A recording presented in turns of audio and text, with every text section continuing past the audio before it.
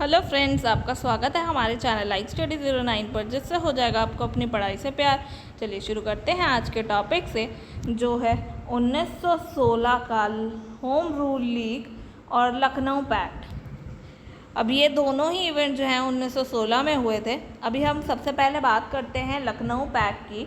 तो लखनऊ समझौता 1916 का क्या था, तो ये हम इससे पहले जो है ऑलरेडी कवर कर चुके थे। जो 1907 में सूरत सेशन में जो है कांग्रेस का स्प्लिट हुआ था, वो दो विचारधाराओं की वजह से हुआ था, एक गरम दल और एक नरम दल।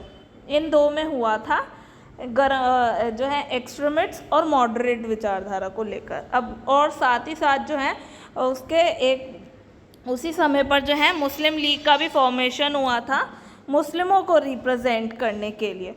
तो वही चीज़ है। अब इतने सारे इवेंट्स हुए, रेवोल्यूशनरी एक्टिविटीज़ हुई, और ये सारी सिचुएशंस को देखते हुए एट द एंड क्या होता है, 1916 में ये जो गरम और नरम दल हैं ये मिल जाते हैं, और कांग्रेस और मुस्लिम लीग मिल जाते हैं। मतलब अब जो है जो बंटवारे हो रहे थे, अब वो फिर से एकता में बदल रहे थे, जिसमें योगदान किसका था?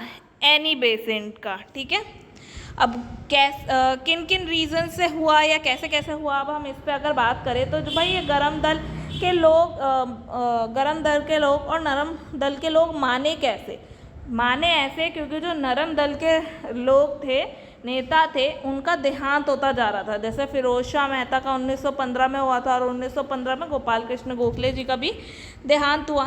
तो इसी वजह से जो है अब ज़्यादातर नेता गरम दल के थे, तो इसीलिए जो है एट द एंड इनका मिलन हो जाता है।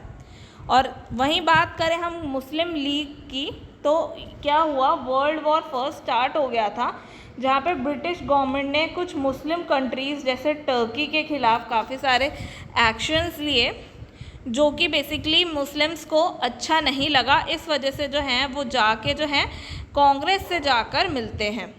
अब दोनों जो बेसिकली दोनों ही पार्टीज़ हैं, उनमें सेशंस हुए, उनके जो अधिवेशन ईयरली होते हैं दोनों के लखनऊ में ही हुए।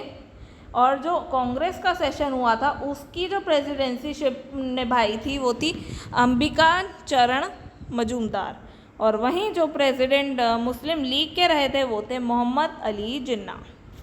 ठीक है, अब जो है इन्हीं कांग्रेस सेशन में जो है इस समय पे राजकुमार शुक्ल ने बिहार में गांधी जी को आमंत्रित किया, जो इससे जो है गांधी जी शामिल हुए थे। और वहीं अगर आप बात करें मुस्लिम लीग की, तो कांग्रेस द्वारा भी इस प्रस्ताव पर कुछ सहमति की गई थी, तभी जाके जो है मुस्लिम लीग जो है इनके साथ मिली थी। अब उनमें से क्या प्रस्ताव थे, तो उनमें से जैसे एक ये जनसंख्या से भी अधिक अनुपात पर उनकी जो व्यवस्थापिका है उसमें सीट दी जाएगी, और इसी तरह जो है सांप्रदायिक प्रतिनिधित्व को मंजूरी दी जाएगी, और उनको जो है एक वीटो पावर दिया जाएगा, जो बेसिकली ये एक्सेप्टेंस जो है इन बातों पर आगे चल के यही देश के बंटवारे की नींव डालना शुरू कर देगा। अब हम बात करते हैं अपने नेक्स्ट टॉपिक की, जो बेसिकली है होम रूल लीग। ठीक है, जो वो भी 1916 का ही है। ये जो है दो लोगों ने फॉर्म की थी, जिसमें पहले जो थे बाल गंगाधर तिलक। अब वो जब 6 वर्ष की जेल से बाहर आए थे, मांडले जेल से, तो 10 जून 1914 में वो जो है निकले, पूना गए।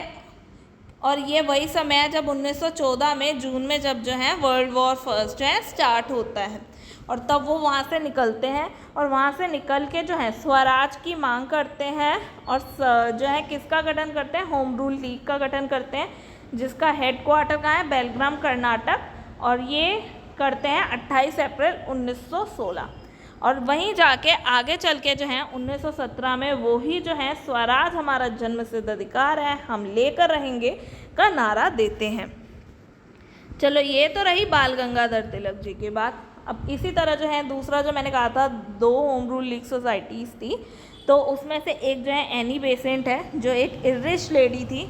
1914 में इनके कुछ न्यूज़पेपर थे, जैसे न्यू इंडिया और जो है कॉमनवेल्थ, ये कुछ न्यूज़पेपर थे। इसके ज़रिए क्या हुआ, वो जो है एक मैसेज स्प्रेड करना चाहती थी, जो सेल्फ गवर्नमेंट की डिमांड थी वो बहुत सारे जो है ब्रिटिश उपनिवेशों में हो रही थी और उन्हें पूरा करने की बात चल रही थी बेसिकली। तो वही चीज़ यहाँ बोला गया कि ब्रिटेन से अपने हक मांगो, लोगों को बोला गया ब्रिटेन से अपने हक मांगो और उसे पूरा करवाओ। सरकार से ये हक ज़रूर मांगना चाहिए सेल्फ गवर्नमेंट का। तो इसीलिए जो है उन्होंने किसको फॉर्म किया था, Akhil Bharatiya home rule league, basically all Indian home rule league, और जो किया था सितंबर में। जहाँ हमने अभी देखा यहाँ पर जो है बाल गंगाधर तिलक जी का जो है अप्रैल में फॉर्म हुआ था, वहीं जो है यहाँ पे इनका सितंबर में फॉर्म हुआ 5 महीने बाद। हेडक्वार्टर क्या है, अदियार तमिलनाडु। वहीं उनका जो हेडक्वार्टर था वो था बेलग्राम और कर्नाटक। ठीक है, अब हम बात करते हैं जो है इनका all Indian home rule league, वो जो है 1917 तक जो है इसमें बेसिकली आप देख रहे हो 1 साल भी पूरा नहीं हुआ, बस 27,000 मेंबर्स जो हैं इससे जुड़ चुके थे, जिसमें से कुछ प्रमुख जो हैं बॉम्बे में थे, यूनाइटेड प्रोविंस में थे, पंजाब में थे, पंजाब से थे। अब मैक्सिमम जो ब्रांचेस थी वो थी तो मद्रास में, इसलिए जो है ब्रिटिश गवर्नमेंट ने एनी बेसेंट को गिरफ्तार किया क्योंकि उनकी पॉपुलैरिटी बहुत ज़्यादा बढ़ रही थी। पर अब तो पॉपुलैरिटी बढ़ चुकी थी, इसी वजह से जो है उसके बाद में जो है कुछ पॉपुलर लीडर्स जैसे सुरेंद्रनाथ बनर्जी, मदन मोहन मालवीय और जिन्ना जो हैं वो होम रूल लीग को जो है ज्वाइन कर लेते हैं और वो जो है उसकी कमांड को संभालते हैं। और इसी तरह जो है एस सुब्रमण्यम जो थे उन्होंने अपनी नाइटहुड की उपाधि जो अंग्रेज़ों द्वारा दी गई थी उसको जो है उन्होंने वापस लौटा दिया। और वहीं जो है 1917 का, इसी वजह से जो है 1917 का जो कांग्रेस अधिवेशन था उसकी जिम्मेदारी किसे दी गई, एनी बेसेंट को आगे सौंपी गई।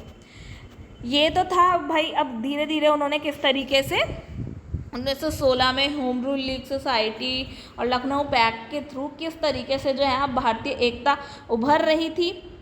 और अब जो है हम आगे की क्लासेस में जो है कुछ गांधीयन मूवमेंट्स पे बात करेंगे। आई होप आपको आज की क्लास अच्छी लगी होगी। अगर आपको आज की क्लास अच्छी लगे तो प्लीज़ लाइक, शेयर और सब्सक्राइब ज़रूर करें और बेल आइकन को दबाना ना भूलें।